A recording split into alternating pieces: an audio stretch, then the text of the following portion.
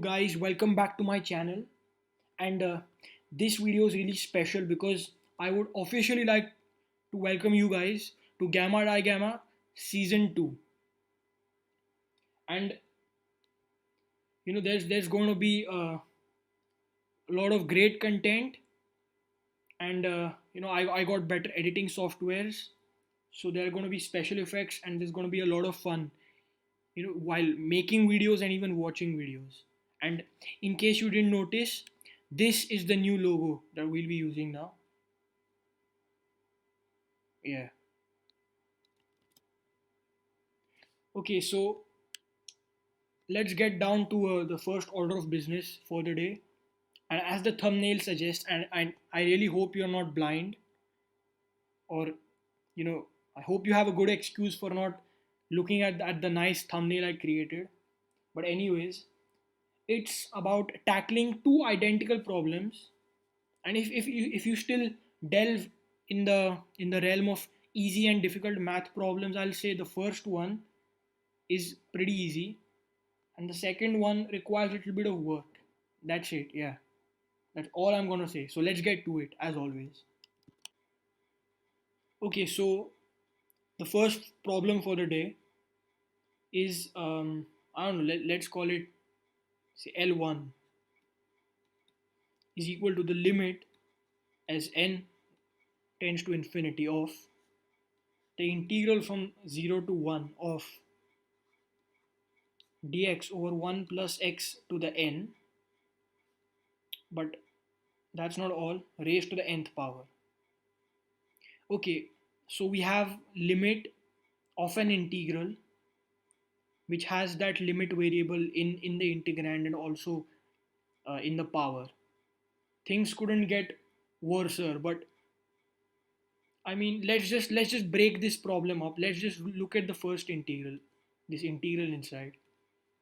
Call that I1. We have integral from 0 to 1 of dx over 1 plus x to the n, and noticing the upper and lower bounds going from 0 to 1,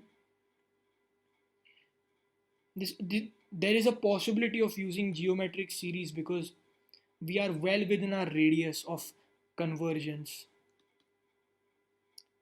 So I can just write this integral from 0 to 1 of dx over 1 minus negative x to the n, because the formula for an infinite geometric series, say, of general form a r raised to n minus 1 summed from, say, n equals 1 to infinity, that turns out to be a over 1 minus r, but in this case a is just 1, so we have 1 over 1 minus r, and r, as I suggested, had to be, absolute value of r had to be less than 1, and that's really the case because we have our x, which rather negative x to the n, which is acting as our common ratio r, is between 0 and 1. The absolute value of that, because we have a negative, the negative goes away with the absolute value, it's still in the radius of convergence, so we can actually use this formula, integral from 0 to 1, and then write this 1 over 1 minus r as, well, a is 1, so r raised to n minus 1, but the thing is, this is sum from n equals 1 to infinity. Why don't we have n equals 0 and then we can add 1 here, so we just have n.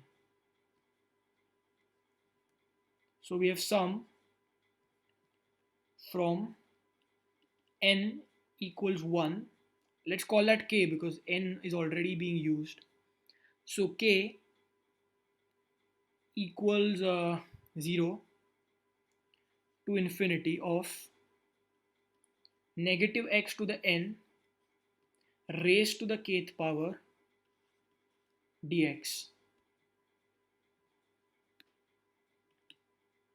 Okay, so now assuming uniform and absolute convergence, we can interchange this infinite sum and this definite integral. So we have sum from k equals 0 to infinity of minus 1 to the k, integral from 0 to 1 of x to the nk dx. And integrating this is really easy, it's just a simple polynomial. we have a denominator of nk plus 1 and then x to the nk plus 1 evaluated from 0 to 1. So when x equals 1, we have 1 to the nk plus 1 power. 1 to any power is 1 and minus 0 to any power which is 0.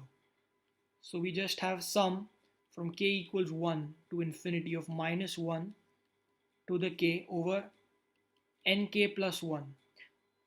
And that's supposed to be our I1. So as far as now, we haven't done anything extraordinary. What we've done is we've actually used the formula for the infinite geometric series, convergent obviously, noticing that our upper and lower bounds were going from 0 to 1, which was really within our radius of convergence of an infinite geometric series. So we took x, negative x to the n as our common ratio r and then represented that as an infinite geometric series rather, and then integrated it. So that's our I1. Fair enough, but notice that L1, which was our original problem, is the limit as n goes to infinity. Instead of the integral, you can just replace this sum from k equals 0 to infinity of minus 1 to the k over nk plus 1, entire thing raised to the nth power. And that's supposed to be our L1 expression. But you may say, how good is that? Because we still have this L1 limit and we have an infinite sum raised to an nth power, I mean, integral to infinite sum. We just made this jump from continuous to discrete. Well, now let's actually use the standard procedure for tackling some um, limits, exponential limits, as I like to call them, say limits of the form some polynomial which contains n raised to n in the limit as n goes to some whatever constant. It can be infinity, anything. So what we do for that is we take the natural log on both sides so that we can bring the power down. So we have natural log of L1 is equal to the natural log of limit as n goes to infinity of sum from k equals 0 to infinity of minus 1 to the k over n k plus 1 raised to the nth power. Now notice that the natural log is always continuous for all our purposes here. So what we can do is we can basically uh, keep shuffling the natural log and the limit. So we can, for continuous functions, we can take the limit inside the continuous function which was originally outside, or we can take a limit that was inside outside. So you can just keep the limit outside, keep the limit inside, and all this is possible as long as the function is continuous, and for our purposes we can assume it is continuous, and it's a really valid assumption. So natural log of L1 therefore is, now take the limit outside, limit is n goes to infinity, take the natural log inside but bring the n power outside, rather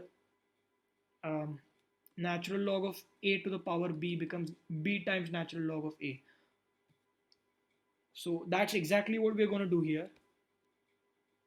So the n comes down, but we still have natural log of sum from k equals 0 to infinity of minus 1 to the k over nk plus 1. Now if you're those people who feel uncomfortable looking at infinities, I would suggest doing a quick change of limit variable here. So let n equal 1 over k. So as n tends to infinity, k will be 1 over n, so k tends to 0.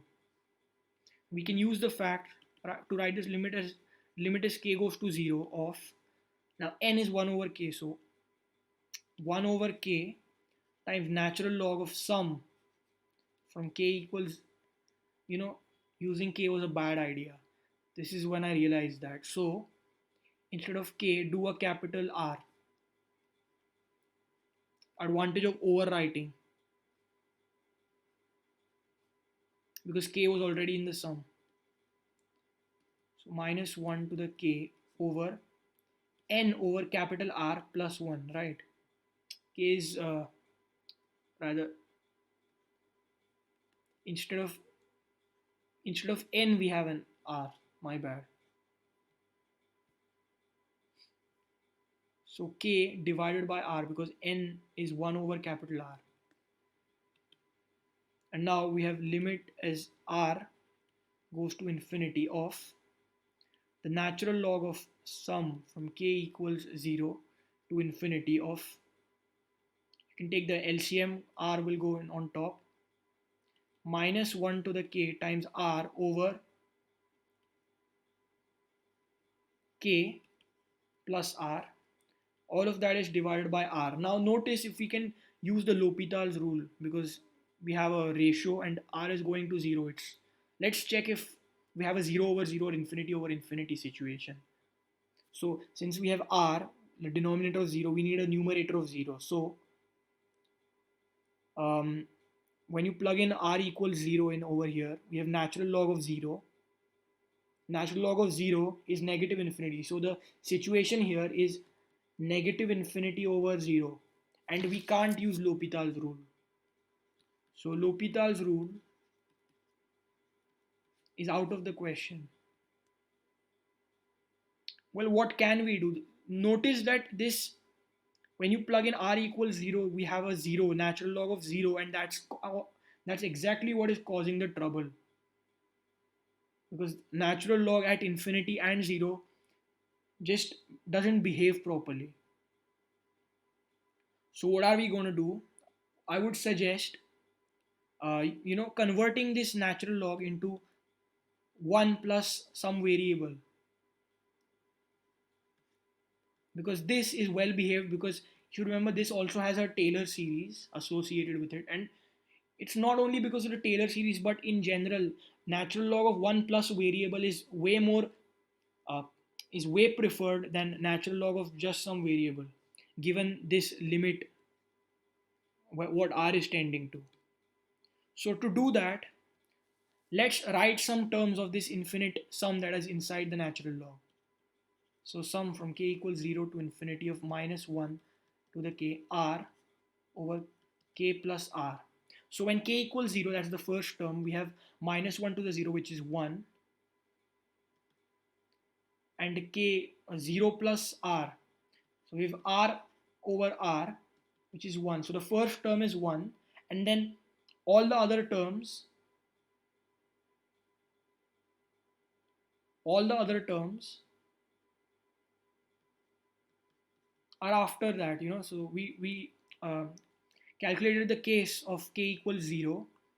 So after that, all the terms will be k equals 1 to infinity of minus 1 to the k R over k plus R, and we got the one that we wanted inside the natural log.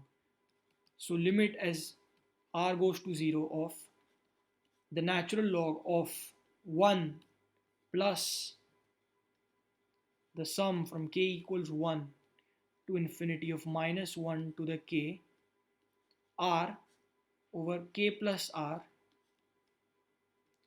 all divided by R. And this is really helpful because if you plug in R equals 0, you'll have a 0 over here. So 1 plus 0. In other words, a natural log of 1. So 0 over 0 situation. But the thing is, L'Hopital's rule, although feasible in this case now, is quite cumbersome. So let's avoid that. What I'm going to do is multiply and divide by whatever was present after this 1. So 1 plus this thing, right? This sum. I'm going to multiply and divide by that. And you'll see in a minute why this technique is really going to save us a lot of trouble. So as I said, multiply by that, k equals 1 to infinity minus 1 to the k R over k plus R, fair enough. And then you multiply by sum from k equals 1 to infinity of minus 1 to the k R over k plus R. And now Notice that we have a natural log of 1 plus something that's tending to 0 divided by something that's tending to 0. Exclude this r, take this r outside over here, okay, with this other term. Just notice at this thing, look at this thing.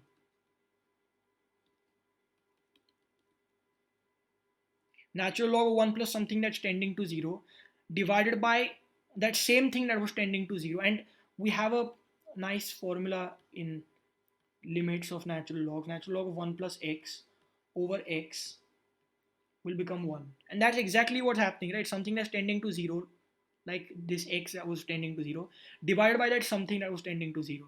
So this entire first fraction, this natural cumbersome natural log, is all going to be 1. So all we're left with is using then the product properties of limits. Limit as r goes to 0 of sum from k equals 1 to infinity of minus 1 to the k r over r times k plus r. Notice the r's cancel out nicely. We just as limit as r goes to 0 of sum from k equals 1 to infinity of minus 1 to the k over k plus r, and as r tends to 0, we have this denominator r going to 0. So finally we have sum from k equals 1 to infinity of minus 1 to the k over k. And this looks familiar, right? If you remember the Taylor series for the natural log, or rather the formula for a natural log of 2 in terms of an alternating series, it was sum from k equals 1 to infinity of minus 1 to the k plus 1 over k. We just have the same thing except we don't have a negative. So what I'm going to do is multiply by two negatives. Negative times sum from k equals 1 to infinity minus 1 to the k plus 1. That negative goes with this exponent over k. And this, we know, will just be negative natural log of 2, right, by this formula. And what was all this evaluation going on for? Natural log of L1. So natural log of L1 is equal to negative natural log of 2 raise, um, take everything to the power of e, or take the anti-log on both sides. L1 is equal to e to the natural log of half, which is half, and that's exactly what this calculates to, half. That's a miraculous result, but that's true. Now the second problem, and I said this requires a little bit of work, is actually quite similar to our problem number 1. So let's call it L2. Limit as n goes to infinity of sum from 0 to infinity of dx over 1 plus x to the n raised to the nth power. So in the place of the integral going from 0 to 1, we have 0 to infinity now, indefinite, um, improper integral, definite improper integral. So what I'm going to do, like last time, is call that I1, I2, and calculate this integral separately. Dx over 1 plus x to the n. Now, I don't want you guys to actually bang your heads too hard to try to solve this. You can do this with using the beta function, but I would like to be more traditional in my approach. I would like to use a Leibniz rule. So let's parameterize this.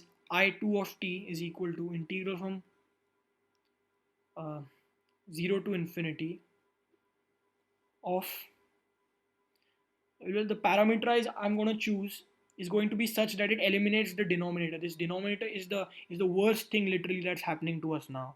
And we can't use geometric series because we're going from 0 to infinity, not from 0 to 1. So e to the negative t times 1 plus x to the n over 1 plus x to the n dx. And you'll see how they cancel out when we take the partial derivative with respect to t.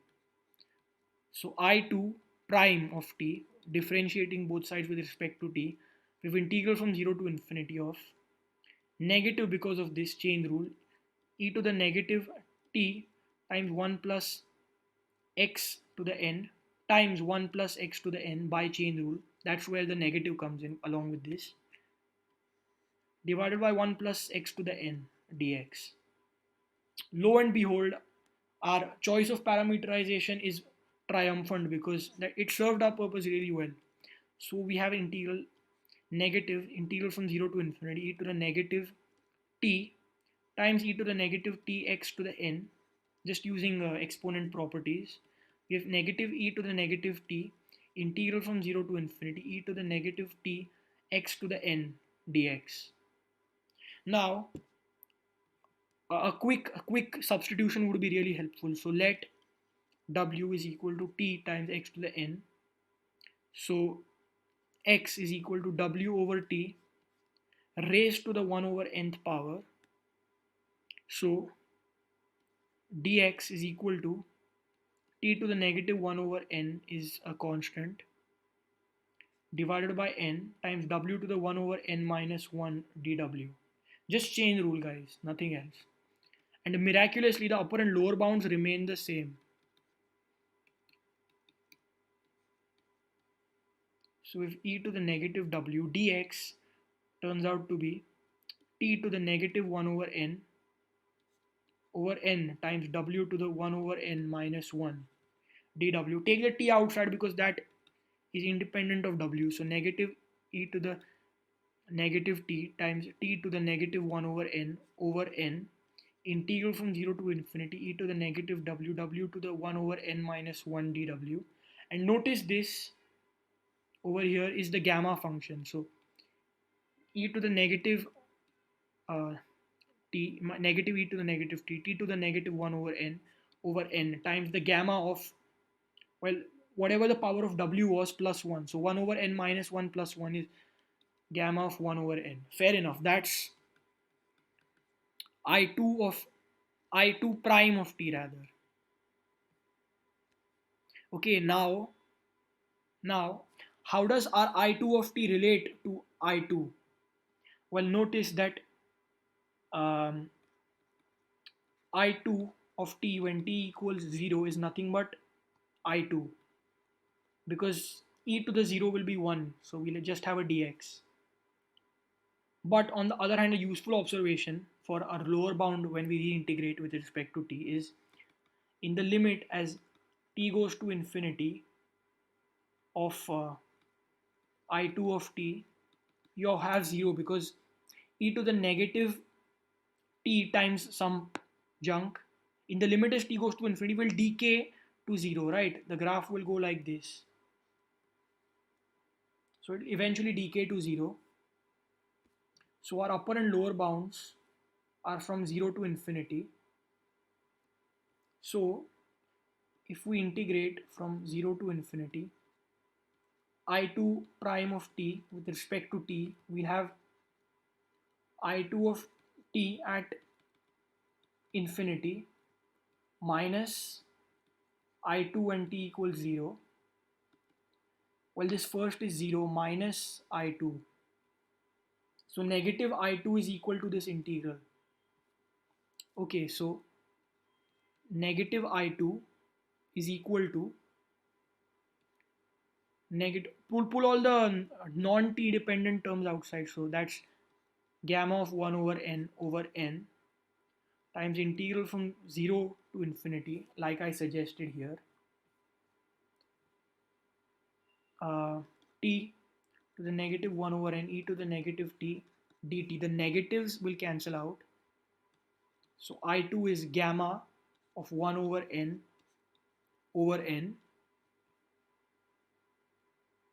and this is will be gamma again of 1 minus 1 over n. Whatever this, the power of t plus 1. So that will be gamma. So I2 is now 1 over n times gamma of 1 over n times gamma of 1 minus 1 over n. Now by Euler's reflection formula, and I've really provided a good proof of that. So check that video out if you haven't already. We have pi over sine of pi times uh, this common value of 1 over n. So if you multiply by 1 over n, you have a n in the denominator like that. So we end up with pi over n over sine of pi over n. I'll just write the reflection formula for your reference. So gamma of z times gamma of 1 minus z is just pi over sine of pi z. That's exactly what I used. So z in our case was 1 over n. So we got this nice formula for I2, and it's actually time to plug that back into our L2 expression. So L2 is nothing but limit as n goes to infinity of pi over n divided by sine of pi over n to the nth power. And that's essentially what we have to calculate. So let's do that really on a fresh page. That's right, even I have got special effects now, transitions and layouts and stuff. So yeah. And that's these are like the add-ons of season 2, so you're gonna enjoy it, I feel. Anyways, so we have L2 being limit as n goes to infinity of pi over n divided by sine of pi over n to the nth power. And now, like our uh, problem number 1, let's take the natural log on both sides. So skipping the explanation of taking the limit outside, bringing the power down, we have n times natural log of pi over n divided by sine of pi over n. Now we can do one quick thing here. Natural log of pi over n divided by sine of pi over n divided by 1 over n. And now, since everything is in terms of reciprocals, a good change of limits would work, because if we let k equal 1 over n, in the limit as n goes to infinity, k will tend to 0 as n tends to infinity. So we have limit as k goes to 0 of natural log of pi k divided by sine of pi k divided by k. And now plugging in 0 basically, you have pi k over sine of pi k in the limit as k goes to 0 inside the natural log, and this by very famous formula will be 1. The famous formula is limit as x goes to 0 of sine of x over x is equal to 1. That famous formula. So sine of some angle divided by that same angle in the limit as that angle goes to 0 is 1, and we have the same situation here. Pi k in the argument, pi k in the denominator of the sine, and that goes to 1 because k is going to 0, pi k will also go to 0. So we have natural log of 1 over, which is 0 over 0. So the situation is 0 over 0, and we can apply L'Hopital's rule, and believe me, this is less cumbersome than in problem 1. So when we do that, we're differentiating with respect to k in the numerator and the denominator. So we have sine of pi k over pi k, and then the quotient rule. So pi times, take the pi outside actually, sine of pi k, because differentiating k with respect to k is 1, minus pi k times cosine of pi k over the denominator, which is sine of pi k squared. That's the quotient rule basically. And now notice this first part will go to 1 because of this same reason. So we just have limit as k goes to 0 of pi times sine of pi k minus pi squared k times cosine of pi k over sine squared of pi k. Now, now, notice if you plug in k equals 0, you have sine of 0, which is 0, minus k, which is going to 0. So 0 times cosine of 0. So 0 minus 0, 0 over 0 situation. And believe me, applying L'Hopital's rule like this is going to be extremely cumbersome. So what I'm going to do is I'm going to divide by pi squared k squared and multiply by pi squared k squared. Because that what that enables us to do is look at this part, this square bracketed fragment in the denominator as sine of pi k over pi k, but the whole thing squared in the limit as k goes to 0. So again, we'll have 1 squared, which is 1. So this entire thing will go to 1 because of this formula above. So we just have limit as k goes to 0 of, well, pi's we can cancel out, sine of pi k minus pi k times cosine of pi k over pi k squared. And notice we have a 0 over 0 situation here, which again we can best handle, and this situation is better than last time because there are no signs, there are just these polynomials of degree 2. Now we can proudly flaunt our L'Hopital's rule skills. So we have limit as k goes to 0 of, well, this will simply become pi times cosine of pi k minus then the product rule here. So pi times cosine of pi k, because we differentiated k, minus pi times k, but the pi because of the chain rule, and the derivative of the cosine is negative sine of pi k, all divided by 2 pi k, because we again differentiate the denominator. So these cancel out. We have limit as k goes to 0 of negative negative positive pi squared k sine pi k over 2 pi k. The k's, which were actually the troubling terms, go to 0. So we just have limit as k goes to 0 of, pi's will cancel out. We have a pi over 2 times sine of pi k. But if you just substitute k now, because it's not an indeterminate form anymore. So pi over 2 times sine of 0 times pi, sine of 0 is 0. So we just have 0. But what is all this equal to? Natural log of L2, right? So raise everything. Uh, take the anti-log on both sides, yeah? So we just have L2 is equal to e to the 0, which is 1. So our L2, which was limit as n goes to infinity of integral from 0 to infinity of dx over 1 plus x to the n raised to the n is equal to 1.